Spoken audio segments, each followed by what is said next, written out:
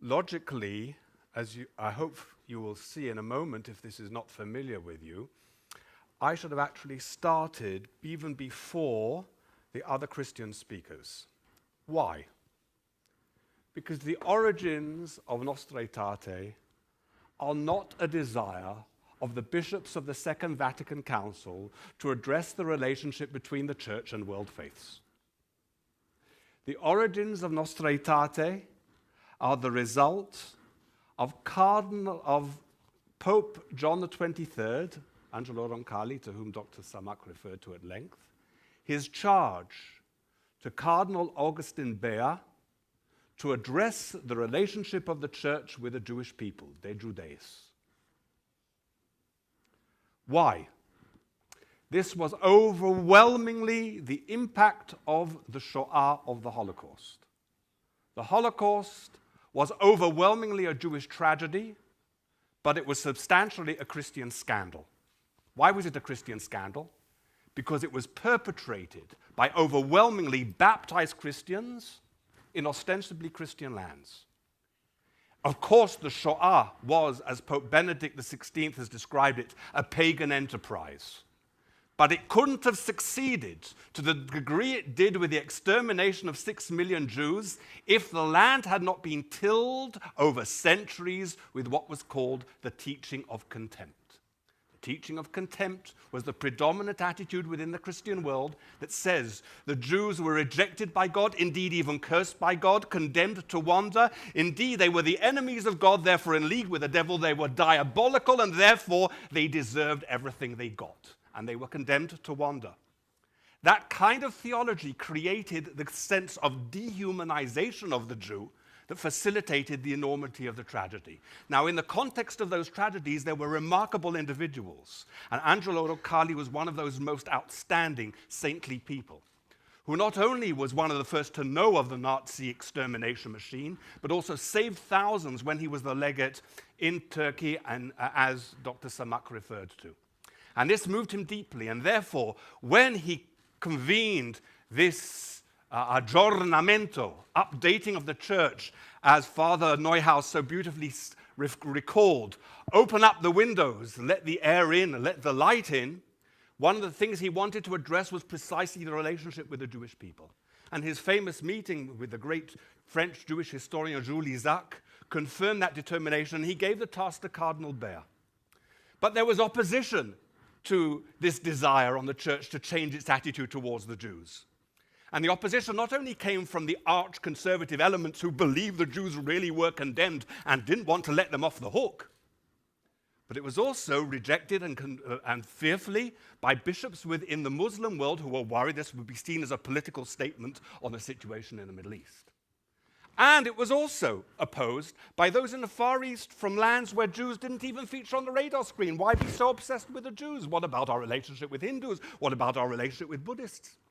So there was a fascinating irony here. Nostra Aetate reflects the desire of elements within a church, above all John the 23rd and Cardinal Bea, to address their relationship to the Jewish people, but it was only possible for them to do so if they address the relationship of the church with Islam, with the religions of the East, with the world faiths. So in order to address its relationship with Judaism, the church came to address its relationship with the rest of the world. That itself is fascinating.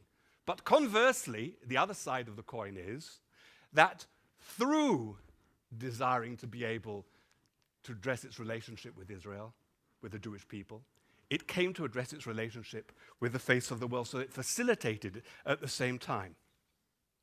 Now, Nostra Aetate, this particular section that related to the Jewish people, said 4 things. People focus on 3 of these, and they are all remarkable, but they are not at all new, contrary to many public misconceptions. First of all, it said any idea to condemn the Jews, as Dr. Samak referred to, as collectively guilty for the death of Jesus, even at the time, let alone in perpetuity, is wrong. The Council of Trent had said that 400 years earlier. But of course, nevertheless, in practice, Christian teaching continued very often to ignore what the Council of Trent had said and continued to see the Jews as collectively guilty. So it was important to state it, that the Jews, therefore, were not to be seen as responsible, even if this was not already anyway official Catholic teaching. Second thing, it spoke of the covenant between God and the Jewish people being an eternal covenant. That in itself was not necessarily positive, because St. Augustine had already said, the Jews remain precisely in their homelessness and humiliation to prove what happens to you when you do not accept the truth of Christianity. And therefore the eternity of the covenant could be seen quite negatively. Indeed, even the condemnation of anti-Semitism, which is there within Nostra Aetate, was not in itself new. There had been condemnation of anti-Semitism. The big change is precisely saying it is wrong to see the Jews as condemned and as rejected. To affirm, therefore, a positive attitude that the Jews have a part and therefore a significant role in the divine plan for humanity. That was not just a revolution. It was a Copernican revolution. It was an absolute turn of the whole approach of the church on its head as to how to view the Jewish people.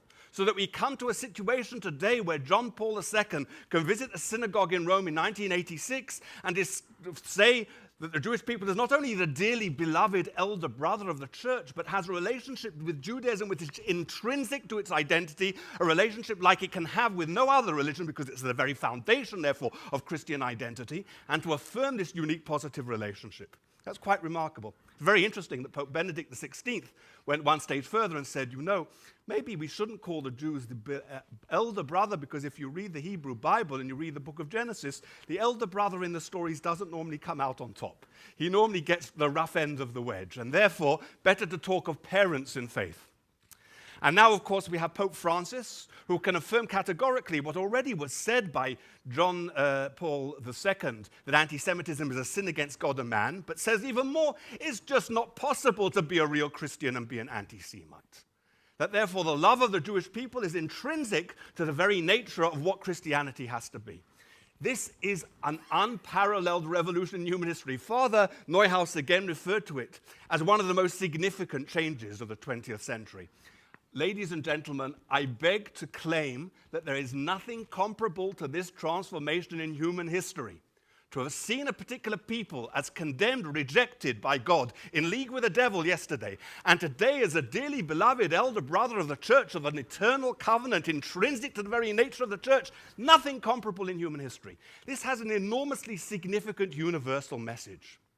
If such a relationship that was so chronic, so poisoned, so negative, can be transformed to be so positive and so constructive today, there is no relationship that is beyond transformation. No matter how poisoned, how problematic, how vitiated it may be by politics, no relationship is beyond positive transformation. And that, I believe, ladies and gentlemen, is the real inspiring message of Nostra Aetate. Everything is really possible. We can transform it all, and we can turn our world into the kind of world our religions teach it really should be. And if I may say so, I think that this very institution is a reflection precisely of that message. At any rate, that is the challenge for this institution, to bring about the realization of that message. Thank you.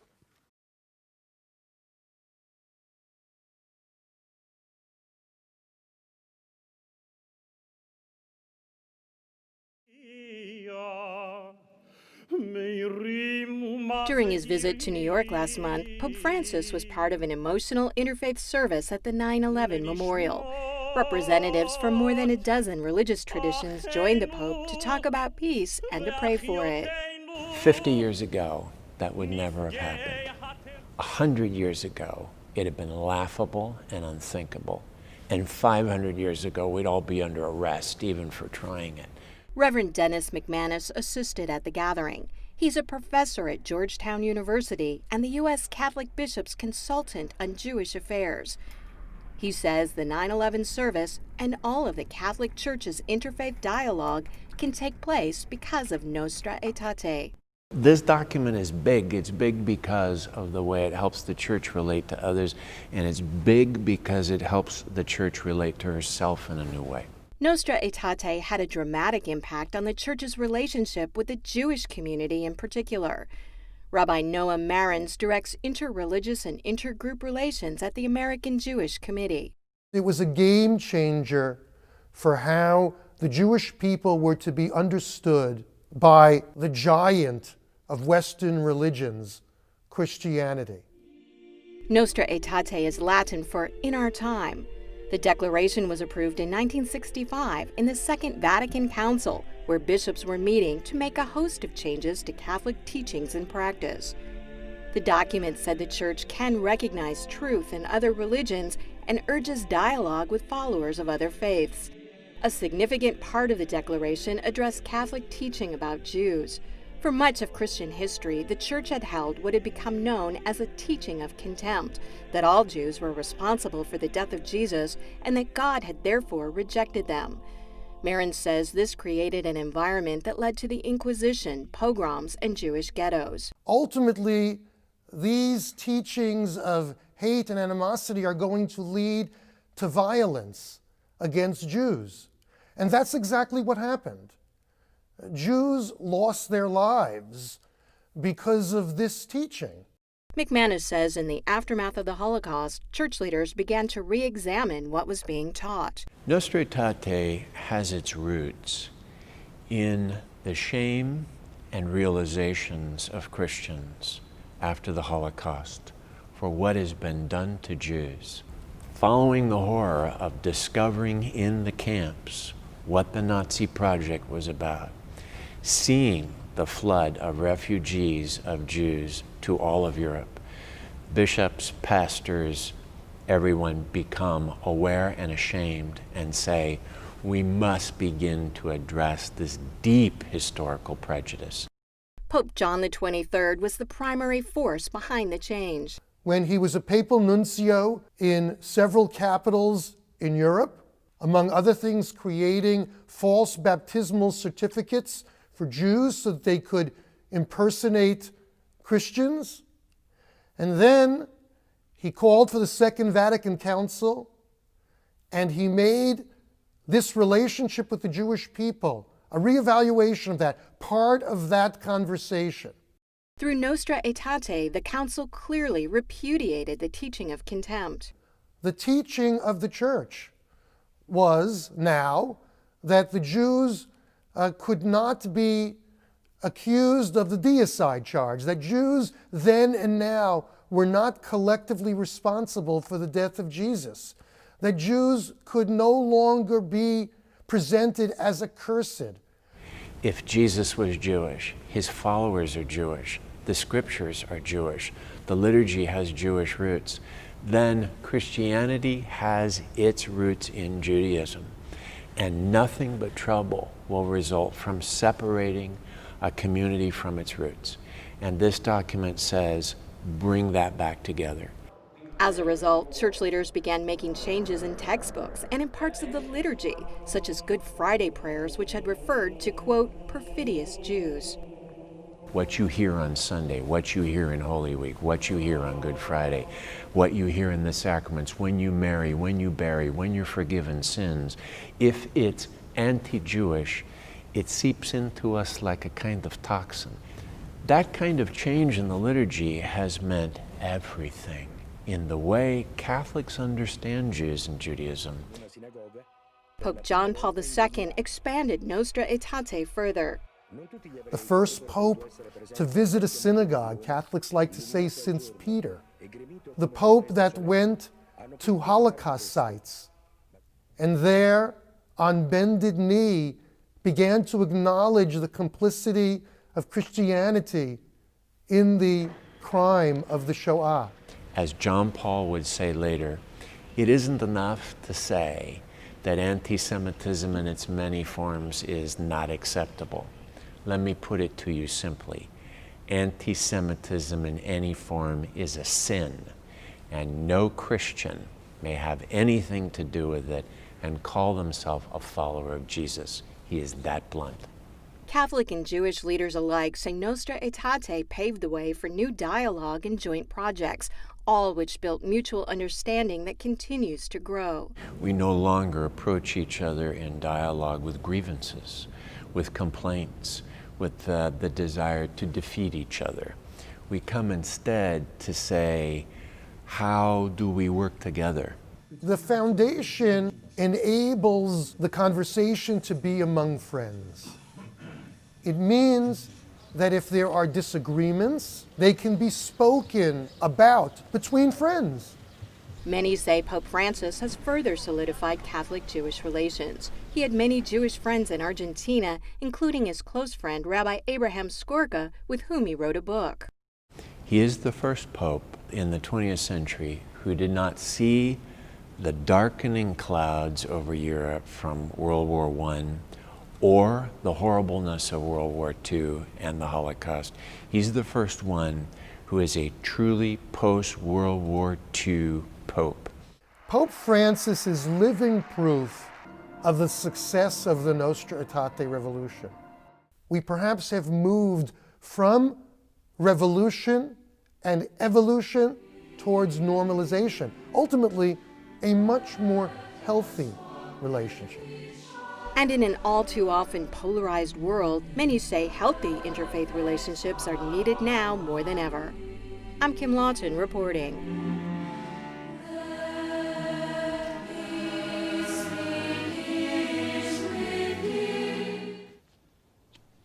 Then Jesus said to the crowds and to his disciples, "The teachers of the law and the Pharisees sit in Moses' seat. So you must obey them and do everything they tell you. But do not do what they do, for they do not practice what they preach.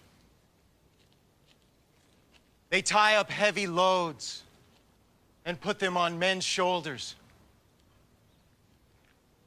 But they themselves are not willing to lift a finger to move them.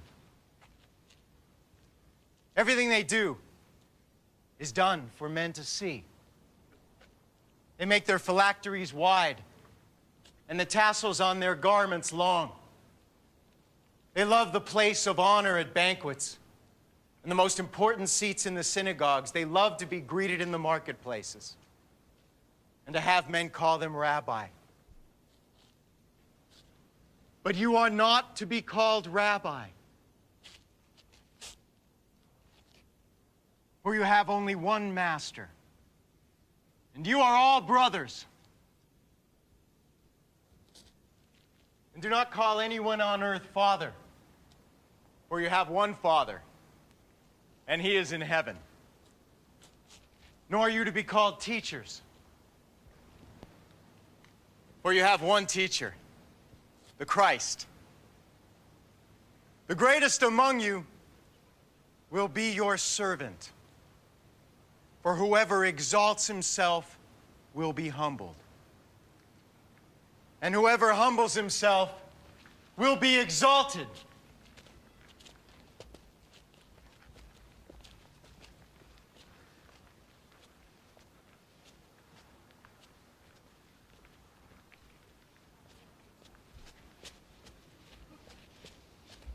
Woe to you, teachers of the law and Pharisees, you hypocrites! You shut the kingdom of heaven in men's faces. You yourselves do not enter, nor will you let those enter who are trying to. Woe to you, teachers of the law and Pharisees, you hypocrites! You travel over land and sea to win a single convert.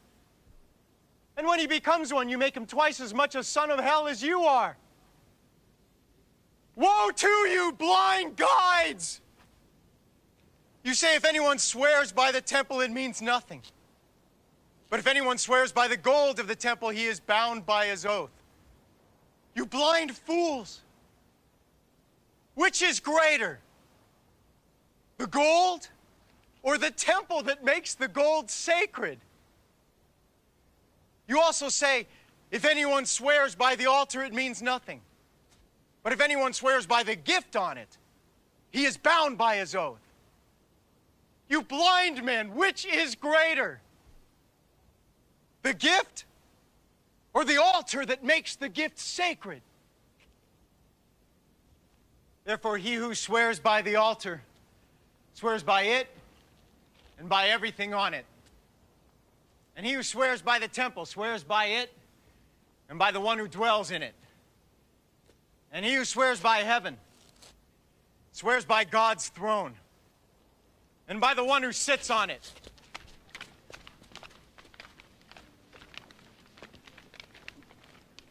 Woe to you, teachers of the law and Pharisees, you hypocrites! You give 1/10 of your spices, mint, dill, and cumin, but you have neglected the more important matters of the law: justice, mercy, and faithfulness. You should have practiced the latter without neglecting the former. You blind guides! You strain out a gnat, but swallow a camel. Woe to you, teachers of the law and Pharisees, you hypocrites! You clean the outside of the cup and dish, but inside they are full of greed and self-indulgence. Blind Pharisee! First clean the inside of the cup and dish, and then the outside also will be clean. Woe to you, teachers of the law and Pharisees, you hypocrites! You're like whitewashed tombs, which look beautiful on the outside, but on the inside are full of dead men's bones and everything unclean. In the same way, on the outside, you appear to people as righteous, but on the inside, you are full of hypocrisy and wickedness. Woe to you, teachers of the law and Pharisees, you hypocrites! You build tombs for the prophets and decorate the graves of the righteous. And you say, if we had lived in the days of our forefathers, we would not have taken part with them in shedding the blood of the prophets. So you testify against yourselves that you are the descendants of those who murdered the prophets. Fill up then the measure of the sin of your forefathers. You snakes! You brood of vipers! How will you escape being condemned to hell?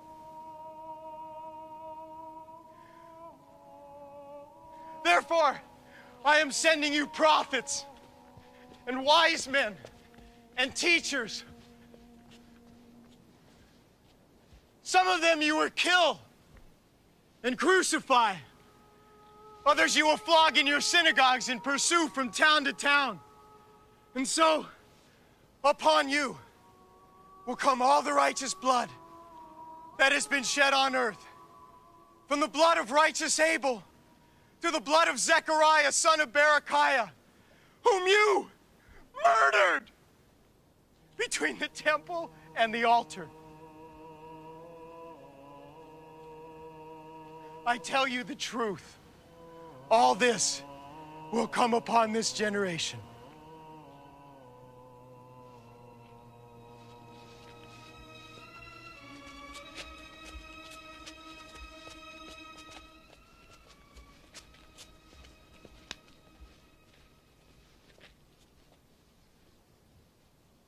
Oh, Jerusalem,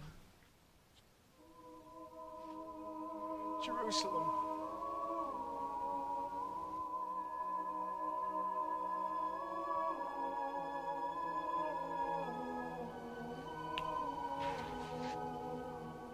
You who killed the prophets and stoned those sent to you. How often I have longed to gather your children together as a hen gathers her chicks under her wings, but you were not willing. Look, your house is left to you desolate. For I tell you,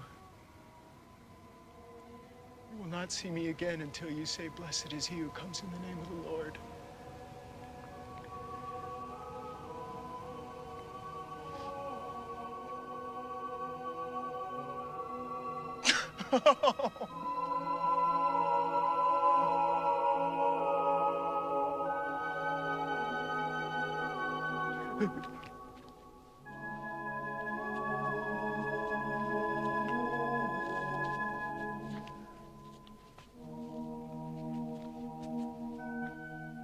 Jesus left the temple and was walking away when his disciples came up to him to call his attention to its buildings.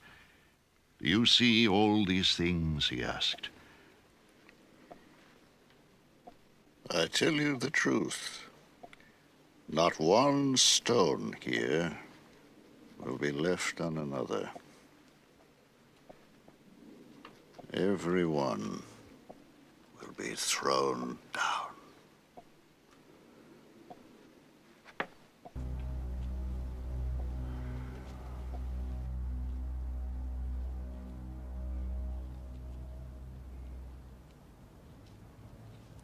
Meanwhile, Jesus stood before the governor, and the governor asked him, "Are you the king of the Jews?"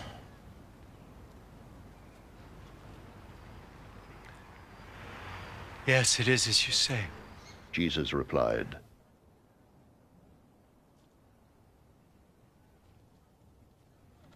When he was accused by the chief priests and the elders, he gave no answer. Then Pilate asked him, Don't you hear the testimony they are bringing against you? but Jesus made no reply, not even to a single charge, to the great amazement of the governor. Now it was the governor's custom at the feast to release a prisoner chosen by the crowd. At that time they had a notorious prisoner called Barabbas. So when the crowd had gathered, Pilate asked them, Which one do you want me to release to you? Barabbas or Jesus, who is called Christ? for he knew it was out of envy that they had handed Jesus over to him.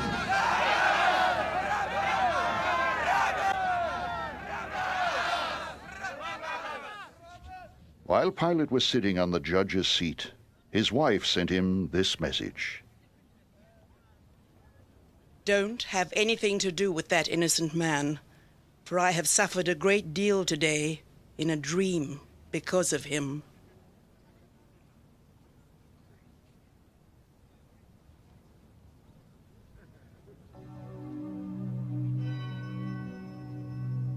But the chief priests and the elders persuaded the crowd to ask for Barabbas and to have Jesus executed. Which of the two do you want me to release to you? Asked the governor. They answered, What shall I do then with Jesus, who is called Christ? Pilate asked. They all answered,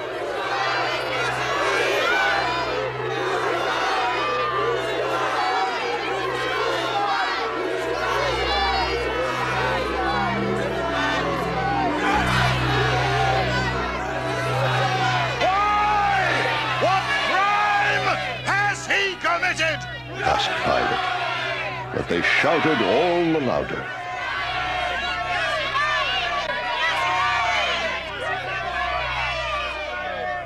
When Pilate saw that he was getting nowhere, but that instead an uproar was starting, he took water and washed his hands in front of the crowd. I am innocent of this man's blood, he said. It is your responsibility. All the people answered, Let his blood be on us and on our children.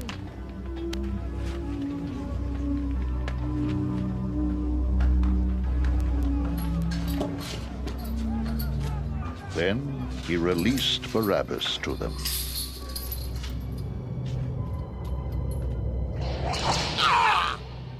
But he had Jesus flogged and handed him over to be crucified.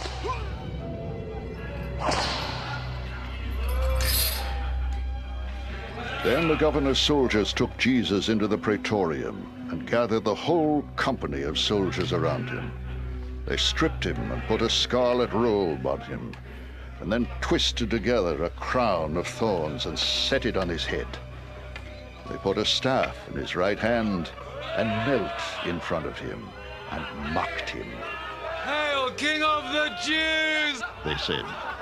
They spit on him and took the staff and struck him on the head again and again.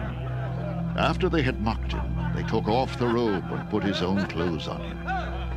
Then they led him away to crucify him.